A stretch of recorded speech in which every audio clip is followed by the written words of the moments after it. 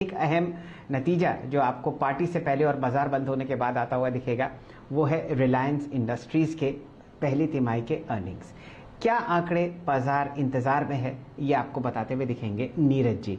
आप पिछले 2 दशक से आरआईएल को ट्रैक कर रहे हैं, नीरज जी। शैल जी, रिजल्ट आएंगे मार्केट के बाद में और मंडे को इसका इम्पैक्ट देखेंगे, लेकिन जो हमारा अनुमान है कि इस क्वार्टर के नतीजे आए चाहिए उसमें रेवेन्यूज़ में करीब 3.5% की बढ़त के साथ ये 1,54,000 करोड़ के आसपास आने चाहिए।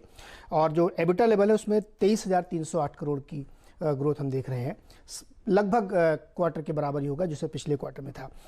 इस क्वार्टर की हाईलाइट में अगर आप देखेंगे तो इस बार आपको ऑयल एंड केमिकल वाला बिजनेस ज़्यादा चमकता हुआ दिखेगा, क्योंकि पिछले क्वार्टर में, बीते हुए क्वार्टर में ऑयल के प्राइसेस ऊपर गए हैं और जो वैल्यू एडेड प्रोडक्ट्स हैं उनमें वैल्यूएशन बढ़िया देखने को मिली है और मार्जिन इंप्रूव हुआ है क्योंकि क्रूड जो है ऊपर की तरफ गया है। तो पेट्रोकेम का बिजनेस, रिफाइनिंग का बिजनेस बेटर करता हुआ इस बार आपको दिखेगा। और ये बहुत ही इंटरेस्टिंग डेवलपिंग स्टोरी है कि यहाँ पे कई सारे जो सूत्र हैं वो इससे जुड़ते हुए दिख रहे हैं। तो मुझे लगता है कि ये आउटशाइन करेगा।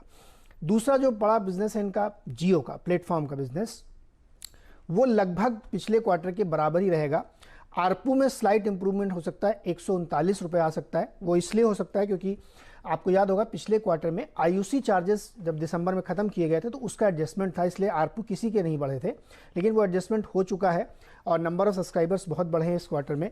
तो वॉल्यूम में जनरेट होगा और थोड़ा इसमें इंप्रूवमेंट होता हुआ दिखेगा। अभी भी वो पहले की जैसा अभी नहीं आएगा, लेकिन 139 के आसपास आरपू इसमें आना चाहिए और प्रॉफिट बनाएगी कंपनी ठीक ठाक इसमें, क्योंकि सब्सक्राइबर काफ़ी जुड़े हुए हैं। तीसरा बिजनेस जो रिटेल वाला है ये थोड़ा सबड्यूड रहेगा, क्योंकि पिछले बार के उस पैंडमिक से निकल के आते आते दूसरी बार फिर से ये लॉकडाउन हुआ तो काफ़ी सारे स्टोर्स बंद थे, तो वैसी ग्रोथ इसमें नहीं देखने को मिलेगी। यहाँ पे थोड़ा सा नरमी रह सकती है, लेकिन पिकअप बहुत तेज़ी से है, ये अंदाज़ा लगने लगा था जून लास्ट के आसपास से जब लॉकडाउन खत्म होने लगे थे।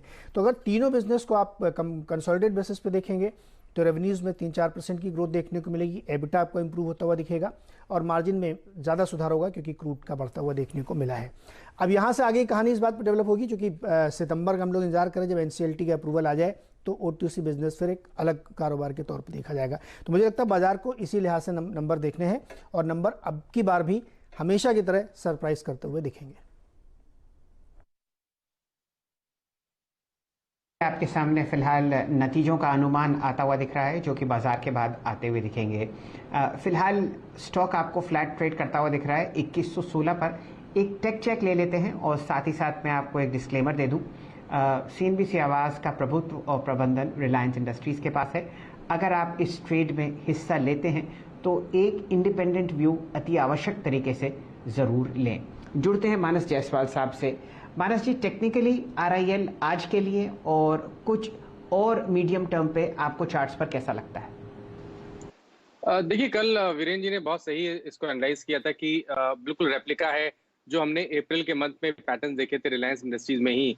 और उसके बाद आपको याद है कि मई के एंड में किस तरह का ब्रेकआउट देखने को मिला, एक शार्प अप मूव देखने को मिला। तो ये कंसोलिडेशन का दौर है। कंसोलिडेशन के बाद फिर से एक ब्रेकआउट देखने को मिलेगा, क्योंकि जो अंडरटोन है वो स्टॉक का काफी बुलिश लगता है। स्टॉक लगातार 100 डे मूविंग एवरेज पे सपोर्ट ले रहा है, इसलिए आपको स्टॉप लॉस 2065 पर रखना है। आप बने रह सकते हैं, करंट लेवल्स पे आप खरीदारी भी कर सकते हैं इस उम्मीद में कि 1 से 2 दिनों में यहाँ पर 2150 के ऊपर का ब्रेकआउट देखने को मिलेगा।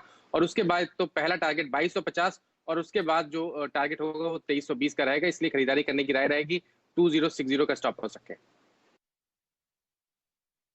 ओके, 2060 का स्टॉप लॉस और आप इवेंट में जा रहे हैं, याद रखिएगा। और इवेंट को आप ऑप्शंस के जरिए भी ट्रेड कर सकते हैं और उस पर मैं बात करूंगा थोड़ा सा। और अगर आप देखें क्लोजिंग के वक्त, अब बात अगर ये है कि भाई हमें इवेंट को प्ले करना है तो और closer to I think closing, उसको अगर आप देखें डिस्कशन में शामिल करेंगे। एक काम करते हैं, कुछ